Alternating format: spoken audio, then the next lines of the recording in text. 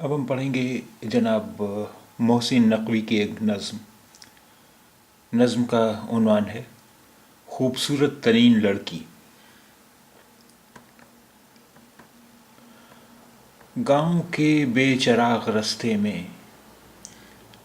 گاؤں کے بے چراغ رستے میں، میلی چادر بچھا کے مٹی پر، میلی چادر بچھا کے مٹی پر، یہ جو اندھے اداس دل والی، یہ جو اندھے اداس دل والی،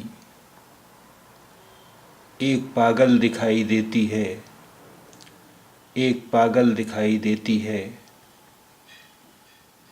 جس کی بے ربط گفتگو اکثر، جس کی بے ربط گفتگو اکثر بام و در کو سنائی دیتی ہے، بام و در کو سنائی دیتی ہے،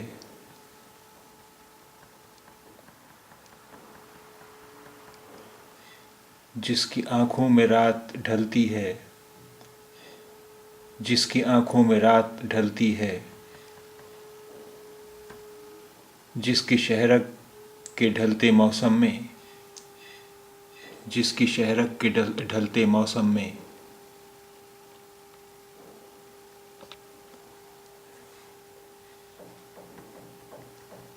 زندگی کی تپش پگھلتی ہے، زندگی کی تپش پگھلتی ہے، جم گئے جس کے خواب چہرے پر، جم گئے جس کے خواب چہرے پر، جھریاں بے حساب چہرے پر، جھریاں بے حساب چہرے پر، کانپتے ہاتھ جن کے سائے سے، کانپتے ہاتھ جن کے سائے سے، آخر شب دعا لرزتی ہے، آخر شب دعا لرزتی ہے،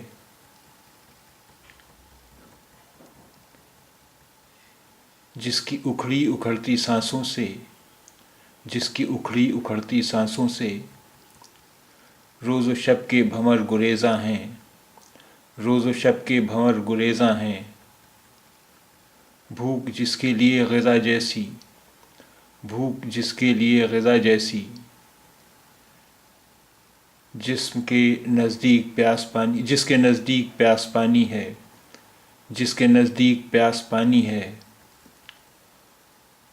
اس کو عبرت سے دیکھنے والوں،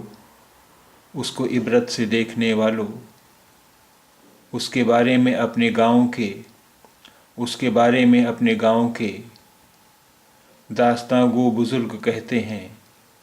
داستاں گو بزرگ کہتے ہیں،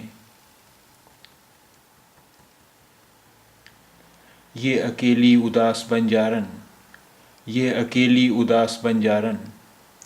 اب سے آدھی صدی سے اس جانب، اب سے آدھی صدی سے اس جانب، روپ میں دھوپ سے بھی اجلی تھی، روپ میں دھوپ سے بھی اجلی تھی، پھول کھلتے تھے جس کے آنگن میں، پھول کھلتے تھے جس کے آنگن میں، خوشبوؤں سے خراج لیتی تھی، خوشبوؤں سے خراج لیتی تھی،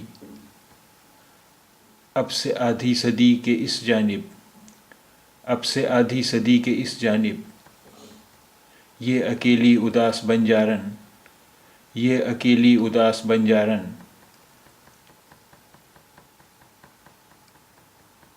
اپنے گاؤں کی افسراؤں میں، اپنے گاؤں کی افسراؤں میں خوبصورت ترین لڑکی تھی، خوبصورت ترین لڑکی تھی۔